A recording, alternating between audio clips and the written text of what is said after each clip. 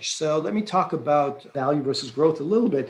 I mean, clearly value is cheaper than growth. Look at the PE ratios. S&P value is a 22 PE, S&P growth is a 36 PE. But really, I believe you need to dig deeper into what industries are you actually buying and selling in value versus growth, right? So if you compare the two indices, the value index has about 20% in financials, and the growth index has 4.5% in financials. So you have about 15% overweight in what I would call the XLF as a ticker, and the value index has about 8% in technology, and the growth index has 40% in technology. So let's call it 30% overweight or underweight, one way or the other, in technology. But let's just take a look at something like the ratio of the Fintech index to the bank index, right? Because the value stocks, the value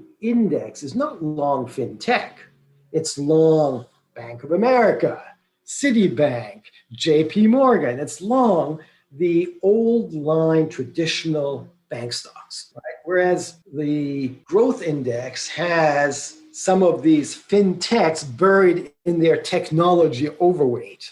So it's not under financials, but really what you should be looking at is when you're buying growth or selling growth and investing in value, what are you going to be long and short? So if you take FINX, which is a fintech ETF, over XLF, and you do a ratio chart on Bloomberg and you go back 5 years, well, 5 years ago, that ratio was at 0.62.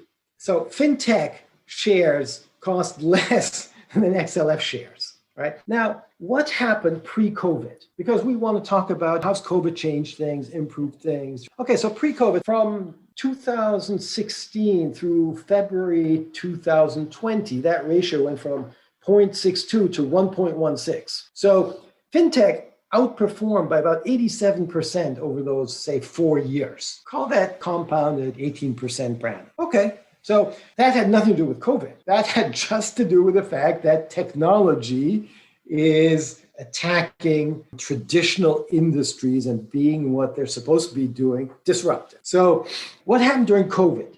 Well, that ratio went from 1.16 in February, so say it was Feb 28, 2020, up to 1.61 November 6th. So there was a 38% outperformance during those, call it 9 months. Now, 38% outperformance is great, but it's not crazy compared to a normal 18 to 20% annual average of outperformance over the last 5 years, pre-COVID. Yes, it accelerated. There was money flowing in technology. People were waking up to the fact that, I can do my banking from home on the internet. I mean, I had never actually used my Bank of America internet banking ability before COVID. I would just drive over to the bank branch and get money. However, now I actually know my password. It's amazing. I can go in there, I can transfer money, I can do things. So I think, when 60-year plus people are starting to learn that has an effect on the traditional banking industry, and it opens up the world of fintech. But think about it in a kind of like a multi-year framework. Would you really want to be short PayPal, Square, Adyen in order to be long Bank of America or Citibank? I look at this problem, take the two, PayPal and Bank of America. They both have a market cap of $250 billion.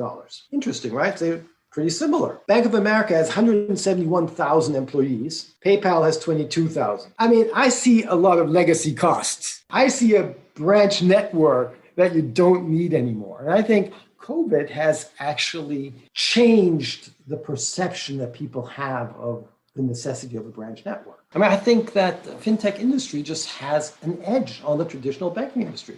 They don't have any legacy. They can just attack a problem from scratch, new, and go after the really profitable parts of bank. And I think, over time, would I rather be an investor in fintech or would I rather be an investor in banks? I don't think banks all go bankrupt. Like JP Morgan is not going away.